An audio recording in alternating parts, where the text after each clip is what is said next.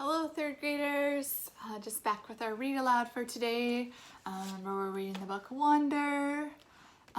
Today we are in the part 5 from Justin's point of view. Sometimes I think my head is so big because it's so full of dreams. From John Merrick and Bernard's performance of The Elephant Man. Okay, Olivia's brother. The first time I met Olivia's little brother, I have to admit, I'm totally taken by surprise. I shouldn't have been. Of course, Olivia's told me about his syndrome, has even described what he looks like, but she's also talked about all his surgeries over the years. So I guess I assumed he'd be more normal looking by now. Like when a kid is born with a cleft lip or has plastic surgery to fix it, sometimes you can't even tell except for a little scar above the lip. I guess I thought her brother would have some scars here and there, but not this. I definitely wasn't expecting to see this little kid in a baseball cap who's sitting in front of me right now. Actually, there are two kids sitting in front of me. One is a totally normal looking kid with curly blonde hair named Jack. The other is Augie.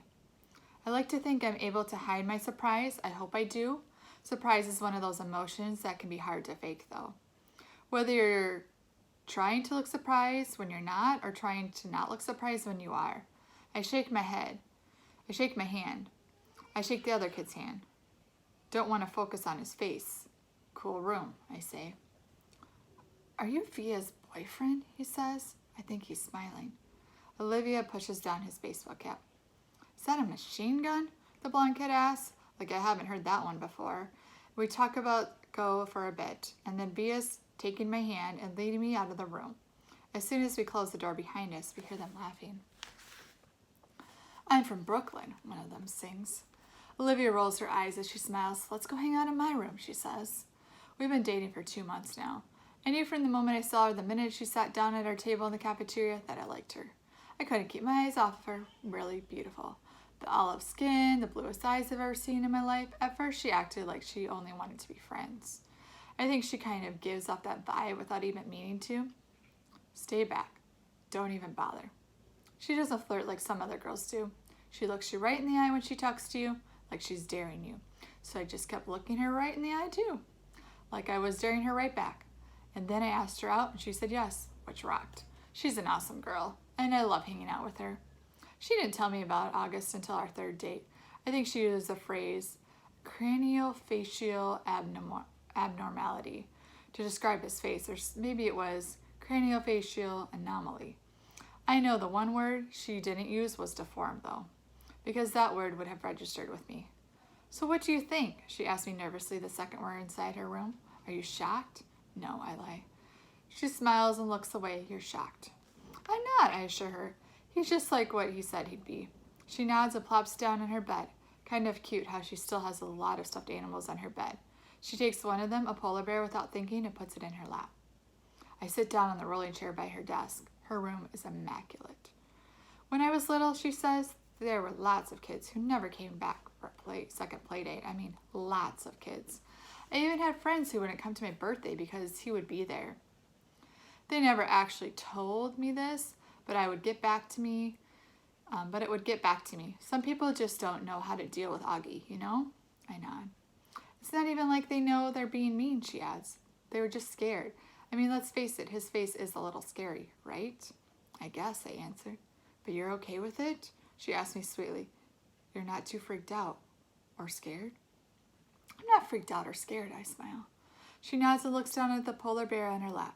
I can't tell her whether she believes me or not, but then she gives the polar bear a kiss on the nose and tosses it to me with a little smile.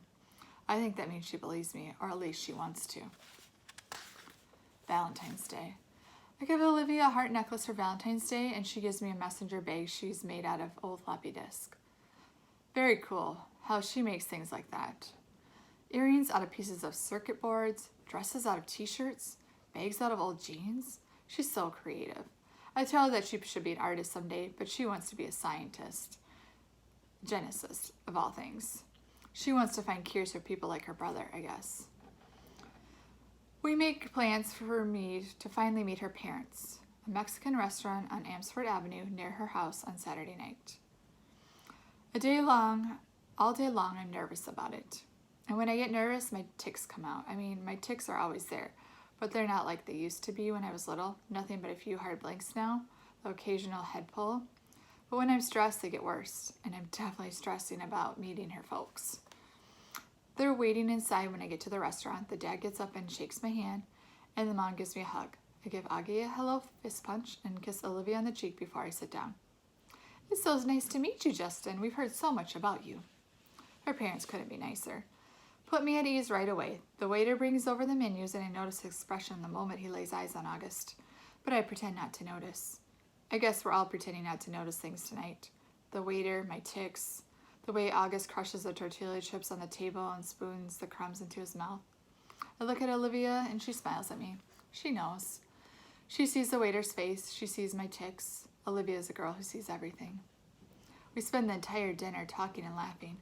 Olivia's parents ask me about my music, how I got into the fiddle and stuff like that, and I tell them about how I used to play classical violin when I got in Malaysian folk music and then Zeko. And they're listening to every word like they're really interested. They tell me to let them know the next time my band's playing a gig so they can come listen. I'm not used to all this attention. To be truthful, my parents don't have a clue about what I want to do with my life. They never ask. We never talk like this. I don't think they even know I traded my violin for an 8-string Hardanger fiddle 2 years ago. After dinner, we go back to Olivia's for some ice cream. Their dog greets us at the door. An old dog. Super sweet. She's throwing up all over the hallway, though. Olivia's mom rushes to get paper towels, though the dad picks the dog up like she's a baby. "What's up, old girlie?" he says, and the dog's in heaven, tongue hanging out, tail wagging, legs in the air at awkward angles. "Dad, tell Justin how you got Daisy," says Olivia. "Yeah," says Augie. The dad smiles and sits down in the chair with the dog still cradled in his arms. It's obvious he's told this story lots of times, and they all love to hear it. "So I'm coming home from the subway one day," he says, "and a homeless guy, I've never seen him in this neighborhood before, is pushing this floppy mutt in a stroller. And he comes up to me and says, 'Hey, mister, want to buy my dog?' And without even thinking about it, I say, 'Sure. How much you want?' And he says, $10. So I give him the $20 I have in my wallet, and he hands me the dog. Justin, I'm telling you, you've never smelled anything so bad in your life. She stinks so much I can't even tell you. So I took her right over there to the vet down the street, and then I brought her home. Didn't even call me first, by the way. The mom interjects as she cleans the floor to see if I'm okay with him bringing home this homeless guy's dog. The dog actually looks over at the mom when she says this, like she understands everything everyone is saying about her. She's a happy dog. Like she knows she lucked out the day finding this family. I kind of know how she feels. I like Olivia's family. They laugh a lot. My family's not like this at all. My mom and dad got divorced when I was 4, and they pretty much hate each other. I grew up spending half of every day in my dad's apartment in Chelsea and the other half in my mom's place in Brooklyn Heights. I have a half-brother who's 5 years older than me and barely knows I exist. For as long as I can remember, I felt like my parents could hardly wait for me to be old enough to take care of myself. You can go to the store by yourself.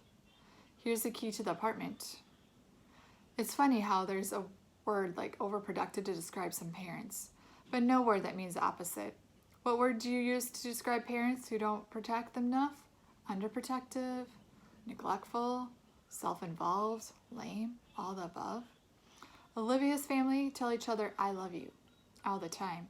I can't remember the last time anyone in my family said that to me. By the time I go home, my tics have all stopped. Our Town. We're doing the play Our Town for the spring show this year. Olivia dares me to try out for the lead role, the stage manager, and somehow I get it. Total fluke. Never got any lead roles in anything before. I tell Olivia she brings me good luck. Unfortunately, she doesn't get the female lead, Emily Gibbs. The pink-haired girl named Miranda gets it. Olivia gets a bit part, and it is also the Emily understory. I'm actually more disappointed than Olivia is. She almost seems relieved. I don't love people staring at me, she says, which is sort of strange coming from such a pretty girl. A part of me thinks maybe she blew her audition on purpose. The spring show is at the end of April. It's mid-March now, so that's less than 6 weeks to memorize my part, plus rehearsal time, plus practicing with my band, plus finals, plus spending time with Olivia. It's going to be a rough 6 weeks, that's for sure. Mr. Davenport, the drama teacher, is already manic about the whole thing.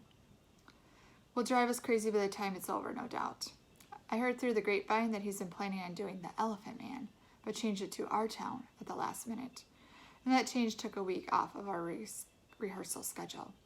Not looking forward to the craziness of this next month and a half.